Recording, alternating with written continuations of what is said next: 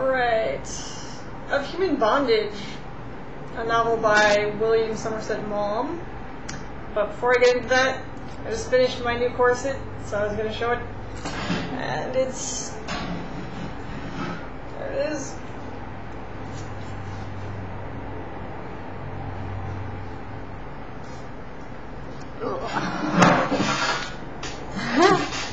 These 3 days! God, such a bitch to make.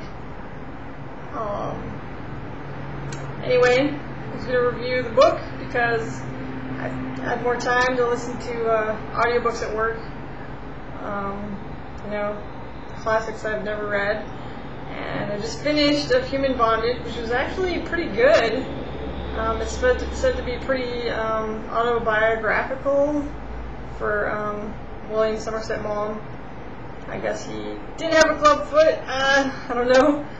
But it's the story of a man who's, you know, got a club foot. And it seems like it was going to be a sort of a from birth till death thing, but it kind of petered out at the end when he settled down. Just kind of settled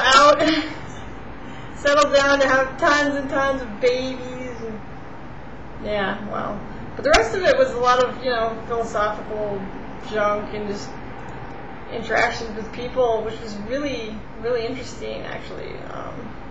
If rambling at times. But, you know, a lot of the things, I feel vindicated. It feels so good to be vindicated for a lot of your opinions on life and the meaning of life and human interaction. Although I disagree with his thing about Philip, the main character, falls in love with some girl who's stupid and ugly. I can see people, you know, falling for people who are stupid if they're hot. It doesn't really happen so much if they're stupid and ugly. And his point was kind of that you fall for people and there's no real reason, you just love them. And that's crap. Love is totally conditional. Love is conditional, okay? It's, you know, or else you just pick a random person on the street and just love them for no quality of themselves, you know. I can forgive the ugly. Plenty of us are ugly. We're ugly people. But, stupid people? Stupid, horrible people? I don't know why he fell in love with that girl. It was kind of crazy. He kept going back to her. Probably he put it in there just to make me angry. But yeah, I feel that it's a lot more worthwhile of a classic than a lot of the crap that you have to read in high school. We were reading, you know, a lot of Shakespeare and Into the Wild. That book pissed me off so much because, you know, I had just been living in Alaska and it was so stupid. I hate that guy. And but that's totally beside the point.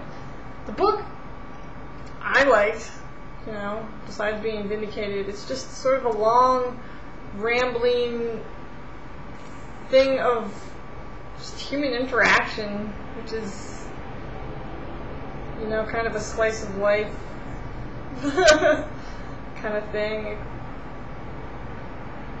I don't really know what to say about it. I don't want to, like, go through it. It's just a whole bunch of events.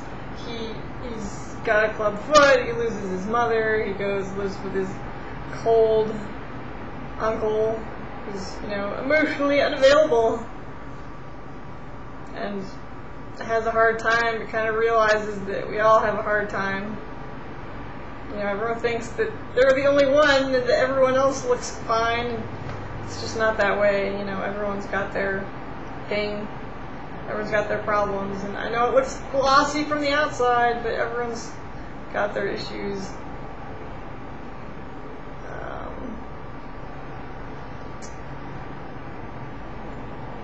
It's a good book, though.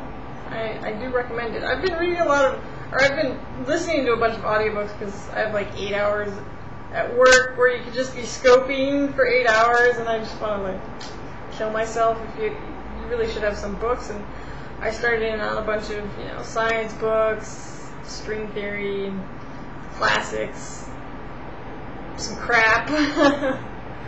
Like, what was I listening to?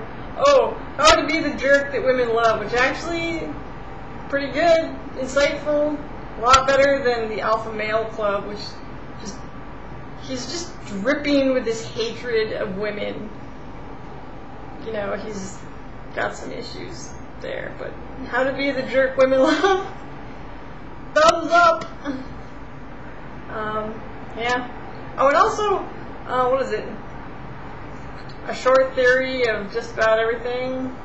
A lot of good science in there. Science is fun. I love science. Yeah, but hopefully I'll have, it was just sort of a comprehensive blah blah, just more stuff keeps happening in this book. I can't really describe it except to just go blah, and then he did this, and then he did that. It was good though. Philosophy, he hangs out with artists philosophizing. It's a lot of good stuff. I like this comment. Some character's comment was that if you have the head for religion, then you'll believe anything. Just whichever religion, doesn't really matter. And if you don't have the head for it, then you'll eventually grow out of it, no matter what religion you're raised in. So, there's something to that, maybe. Yeah. Yeah. It's a lot of good stuff. Read it! It's good. Or listen to it on audiobook. Oh, yes. On audiobook, the guy who read it was very good. Guys reading women's dialogue make them sound like, flimsy prostitutes. Which actually works for Heinlein, because he actually writes his women floozies, so it kind of works there. But elsewhere, you can't really take them seriously. They're just bimbos when some dude's reading it and he's like, oh, I'm in my falsetto and I'm just a girl. It's kind of bad. But the guy who did Of Human Bondage was, I can't remember. I should look that up before I do a review. But he was good. He was British. The only problem was his American accent was kind of like John Wayne. It was kind of strange. I guess we all sound like that, maybe, then. Anyway, that's all I got. I don't have anything really great to say. But I finished my corset, 3 days. God, there's a lot more hand sewing than I thought.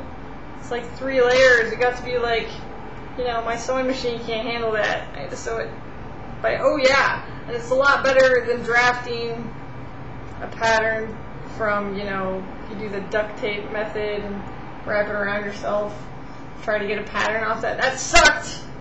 I did it better this time, which was through math. Just draft the pattern with math, do your measurements. Boom. Nothing terribly fancy. But you can't see it. But, oh, maybe you can. It's got pinstripes. Snazzy pinstripes. Yeah. And you have to make it with a big gap in the back because it stretches and eventually it gets too big. So, there's a gap in the back. Ooh, you can't see it. Yeah. So, Human Bondage and corset making tips. Kind of apropos, I don't know.